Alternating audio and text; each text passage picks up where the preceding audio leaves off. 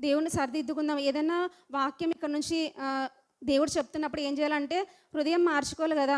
వీళ్ళేం చెప్పేది, ఆడపిల్ల చెప్తే నేనేది, నాకేం అవసరం, అట్లా వద్దు కదా! అట్లా అట్లా మాట్లాడితే మన బ్రతుకులేమి ఏం బాగుండవు కదా! అట్లా ఎప్పుడు అట్లా అనకూడదు. ఎవరైతే ఒక చిన్న కానీ పెద్ద కానీ ఏం చేయాలో ఫస్ట్ మా నాన్నలో నేను ఒకటి చూసిన, వయసునైతే చూడడు కానీ చాలామంది వయసుని చూస్తారు కదా! వీళ్ళకి ఏం అనుభవం ఉంది, వీళ్ళు చెప్తే ఇనేది ఇనేది ఏముంది అట్లా చూస్తాడు. కానీ మా నాన్న చిన్నప్పటి నుంచి ఒకవేళ మేము చెప్తే వింటున్నాడు అనుకుంటున్నారేమో, ఇంతకుముందు కూడా ఎవరు చెప్పినా కూడా వినేవాళ్ళు. తెలుసా మీకు అందరికీ? తెలుసా లేదా? కాబట్టి మనిషిని ఎప్పుడు చూడకూడదు. నాకు మా నాన్న అదే గుర్తొస్తుంది.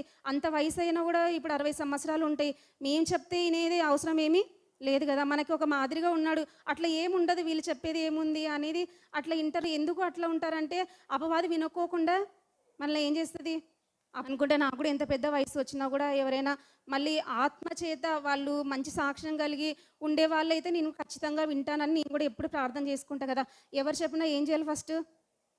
మనం బ్రతుకులు మారడానికి ఎవరు చెప్తే ఏంది అంటే, మళ్ళీ వ్యక్తిగతంగా సరిగా లేకుండా వాక్యం చెప్తే అదేమీ ఫలించదు కదా!